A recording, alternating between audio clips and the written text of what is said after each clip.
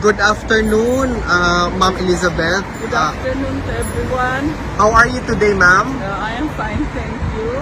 I have seen him, and we talked, and I was with my granddaughter Bella. So we talked about his father, and also mundane things about Davao. That's about how is Davao, how is Abaste, how is Paulo. So that's it. Ma'am, yesterday the Vice President made mention about her position about pro-cremation. What's your position, ma'am, if you mind me asking?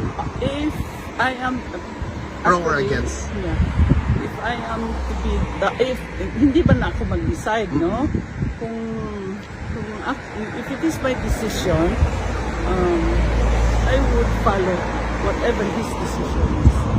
So if he wants to be cremated, that's what also one of the discussion we had.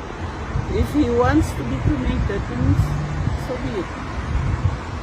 Yeah. Well, ma'am, was the former president really happy to see the granddaughter Bella? Yes, and he asked, whose child is that? Sabi ko kay Baste. Baste. And I asked him, what would be your message to the people outside? He said, if it is his destiny to be here, then so be it. No, he has no apologies, no regrets, and that's it. He's accepting it already, and that's why we talk about the cremation. So I said, okay, if that is your decision, so I'll follow his decision. But if it is it's the children's decision, I cannot say that. Yeah. May question kayo, guys? Question ko lang, ma'am, kay Mayor Baste, Mayor. How is he po as a acting mayor in Davao? For Baste, I think he's making good, and he's also very strict, especially with the garbage and everything. You know. And who is the vice mayor po ngayon? Rigo. Si Rigo. Yes, it's Rigo. Acting vice mayor. Yeah. Ma'am, I don't know if na pag-usapan niyo sa loob, I think most likely hindi no kasi the prosecutors kasi, ma'am, I'm not gonna ask it. No problem about that. No politics. Ikaw, ma'am, sorry, I'm sorry about that. Ma'am, do you have a message to the Filipino people, ma'am? Yeah, I think with what is happening in the Philippines, and I think you have also read the news. Yeah. I hope the Filipino would do something about it. You know, it is you, the massa. It is you, the citizen, who can do something. It's not us. You.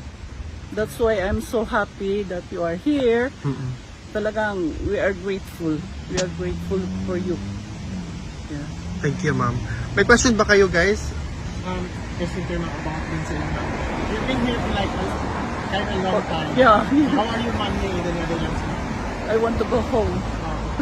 How about the foods, ma'am? Dutch food, did you have a challenge? Okay. I'm okay with the food. I'm okay. Yeah. Yeah. Thank you, ma'am. Yeah. I think yun lang yung... Meron pa bang question, guys?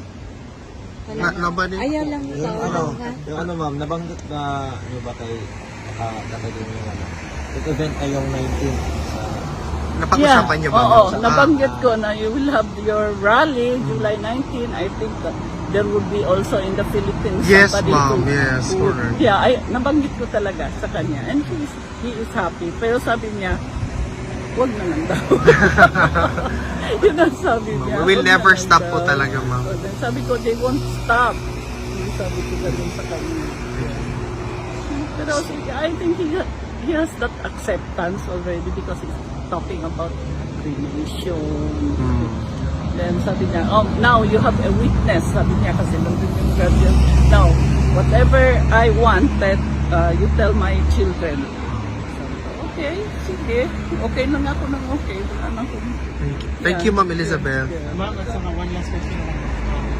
I just want to say thank you din kasi last time, Sarah was really telling about kung makalabas si Tatay Nigo, he's welcome in your house. Yes, Yun yes, yung sinasabi mo. yes. I told already my children about that beforehand. Sabi ko, beforehand, I have been saying to them that if ever, if that is also his choice. It's not my choice. Oh, kung gusto niya doon sa bahay ko, okay lang. Oh, that's really nice. Oh, yeah, no strings attached, no nothing. Thank you, Ma'am Elizabeth. Ma'am, sorry for asking the political question. Hindi na mauulit, Ma'am. Thank you po. Thank you, ma'am.